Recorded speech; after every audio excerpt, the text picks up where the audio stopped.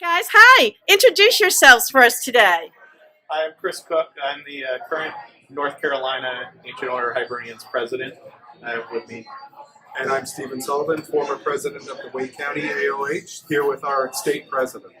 And the current reigning soda bread champion of the Wake AOH. Well, there's been some competition there, but yes, I'll take that medal.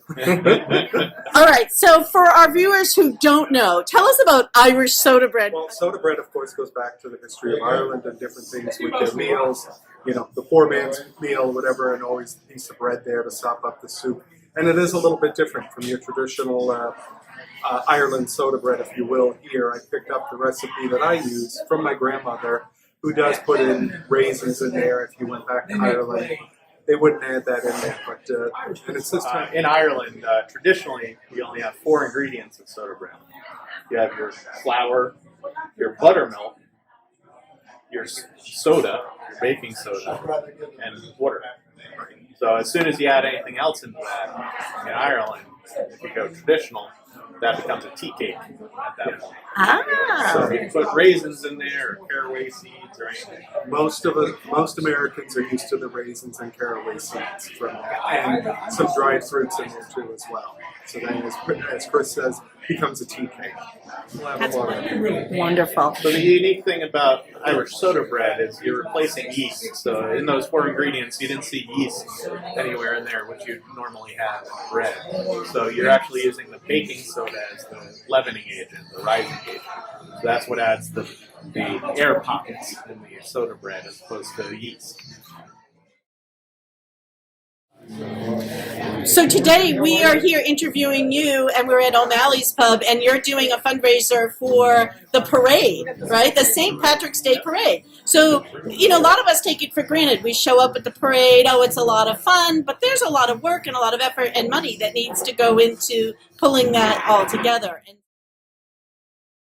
I'm Diane Enright, and I'm the director of the Raleigh St. Patrick's Day Parade Committee. Wonderful. And how long has this St. Patrick's Day Parade been going on in Raleigh? Going on for 38 years. 38 years. This will be the 38th. That's so exciting. And there's a lot of work and a lot of fundraising that goes into this.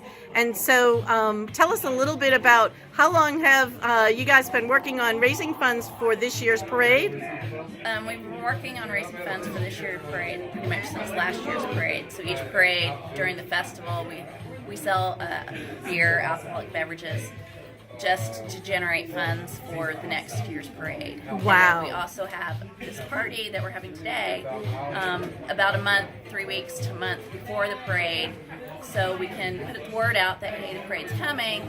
We have a little pre-party with entertainment, traditional music, traditional dancers, but we also have raffles, as you can see behind me, lots of raffle baskets, and we do a 50-50 to raise a little bit more money to help offset the expenses of the parade. Excellent. Well, we want to thank you so much for all the hard work that you and your committee put into that parade, because we all enjoy it every year. That makes us so happy. Thank you. Thank you. My name is George McAvoy. I'm a member of the Ancient Order of Hibernians of Wake County, and I'm also a committee member for the Raleigh St. Patrick's Day Parade Committee. Woohoo! All right, so we were just asking about the parade. There is a tremendous amount of detail that goes into planning a parade, and most events have that are this large. So we really shouldn't take it for granted. You guys put a lot of hard work into making that parade a success every year. Absolutely, and we are desperate for volunteers. Yeah, so if anybody does want to volunteer, how do they get in touch with you? There is a link for volunteers on our website, RaleighStPats.org. RaleighStPats.org. Okay, so make sure you go there if you want to volunteer that day. Members love a good competition, so I think that would be fun. Let's make some great soda bread, see if we can enter the competition. That will be for the Wake Forest Irish Fest. Yes, it's the Irish Fest in the Forest, held in downtown Wake Forest on Saturday, September 26th. Wonderful. And your soda bread is actually being raffled off here, so your soda bread must be pretty darn good. Is there any secret to making your soda bread? Something that you can share with us? Something you might do a little different? No, nothing I can share with you. Okay, thank you so much. All right. So the top of the soda bread is an important thing. So there's lots of Irish Catholics. The Ancient Order of Hibernians is an Irish Catholic organization. So on the top of your soda bread, what do you do? Do with a knife with the sign of the cross for the bless the bread. That is so cool. This is one of the reasons why we wanted to interview you guys, because you guys are the real deal. When we think about St. Patrick's Day, we're thinking about all of these wonderful things around St. Patrick, right? So tell me just a little bit about the Ancient Order of Hibernians. So the Ancient Order of Hibernians dates back to Ireland, to the penal colony days when the Mass was outlawed in Ireland. So the Ancient Order of Hibernians would actually stand guard at the Mass. They would have swords and protect the priests throughout their life. Wow. And the AOH started back up in America as the Ancient Order of Hibernians in America. And that was primarily to welcome the Irish into America and to also protect the churches.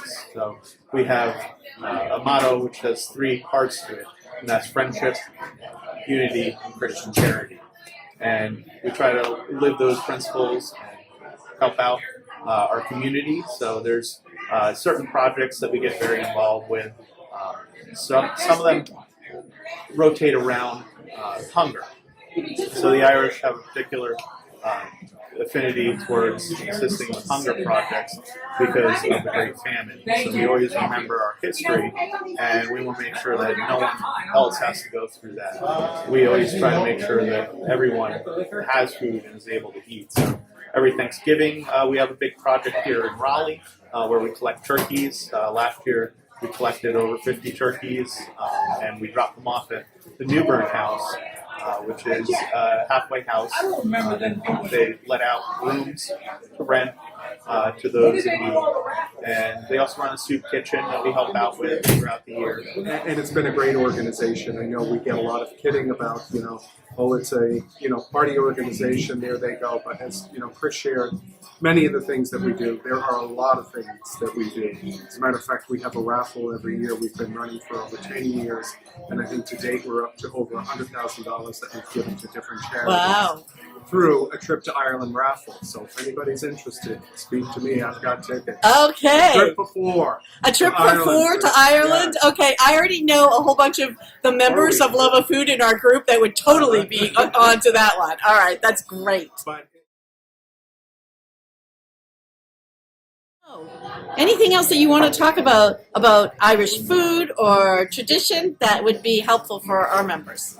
Just that there's a lot more Irish cuisine that you can check out beyond just corned beef and cabbage, which is an American. I'm going to make some boxty. So I'm challenging myself to make some boxty this week. I got a whole bunch of potatoes, and I really didn't know what it was. So I looked it up, and I'm like, oh, so it's kind of combining mashed potatoes and shredded potatoes and giving it some flavor and then deep frying it in a fry pan and making it crispy. So like an awesome hash brown, Yeah, right? so there's actually a couple different types of boxty. So, our patty.